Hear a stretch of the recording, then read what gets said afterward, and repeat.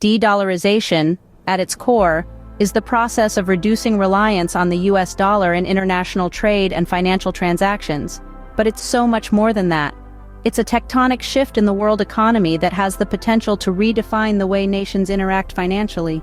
The US dollar has long held the position of the dominant global reserve currency, a status that has given the US considerable influence on the world stage. But why de-dollarization? Why now?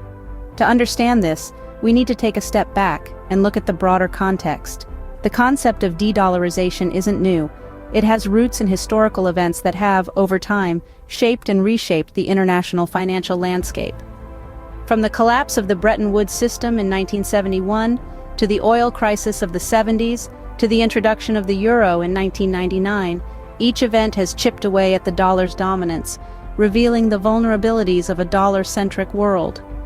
More recently, countries like Russia and China have entered bilateral agreements to settle trade in their respective currencies, signaling a growing trend of nations seeking alternatives to the dollar.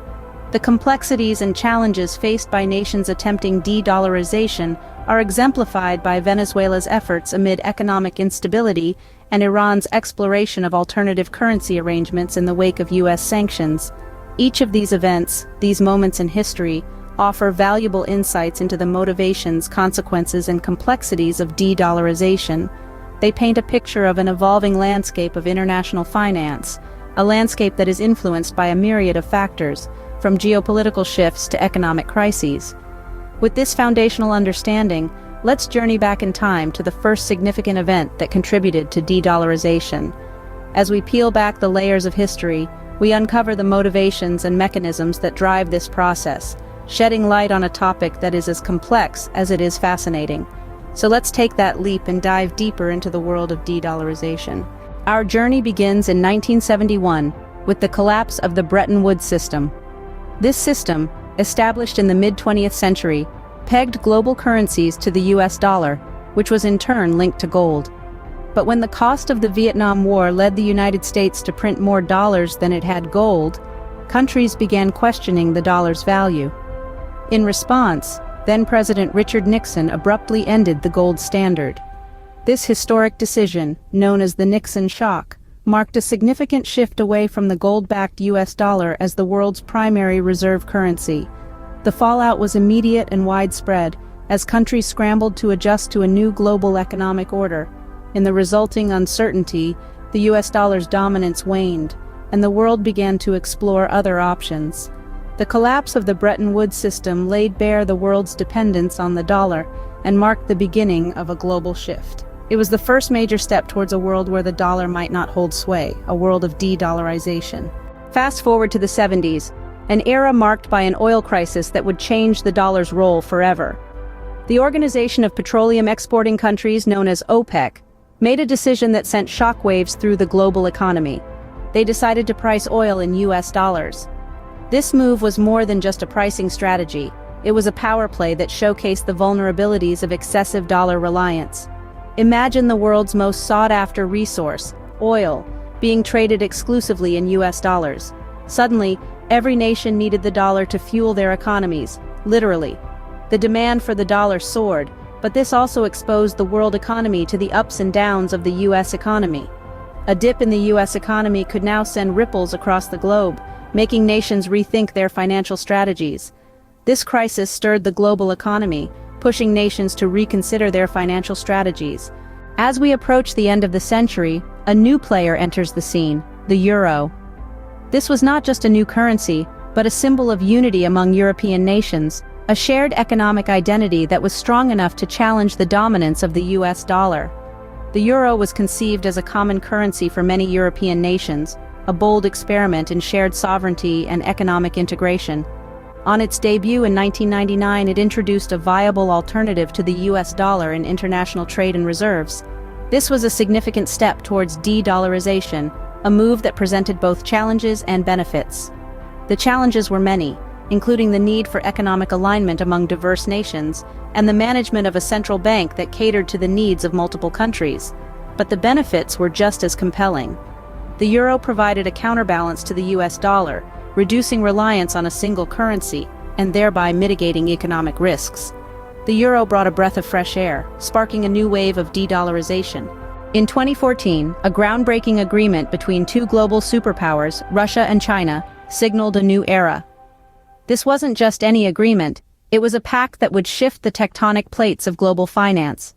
These two behemoths decided to settle their trade in their respective currencies, the Russian ruble and the Chinese yuan. This decision, as simple as it may sound, marked a significant move away from the US dollar. But why does this matter?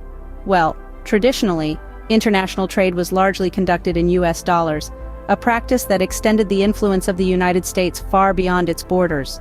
But Russia and China, by choosing to trade in their own currencies, effectively sidestepped this convention. This move not only reinforced their economic sovereignty, but also reduced their reliance on the dollar. Their decision sparked conversations around the world, prompting other nations to consider similar arrangements. This move illustrated a growing trend of countries seeking alternatives to the dollar, furthering the process of de-dollarization. Our journey concludes with two recent cases: Venezuela's de-dollarization and US sanctions on Iran. In the throes of economic instability, Venezuela boldly initiated measures to de-dollarize its economy in 2018. This wasn't an easy task. The country's economy, once buoyed by its vast oil reserves, was now in shambles. Hyperinflation was rampant, and the local currency, the bolivar, had lost much of its value. Venezuela's attempt at de-dollarization was a desperate bid to regain monetary control, but it also highlighted the complexities and challenges that nations face when attempting such a drastic economic transformation. The measures included the introduction of a new fiat currency, the sovereign bolivar, and a state-backed cryptocurrency, the petro. Yet despite these efforts, the US dollar remains widely used in Venezuela due to its stability relative to the local currency. This shows how deeply entrenched the US dollar can be in a country's economy and how difficult it can be to dislodge it. Now, let's move eastward to Iran. In 2018, the US imposed sanctions on the country, leading Iran to explore alternative currency arrangements. This was a reaction to geopolitical factors, rather than an economic strategy per se. The US sanctions disrupted Iran's access to the international financial system, making it difficult for the country to conduct trade and financial transactions in US dollars.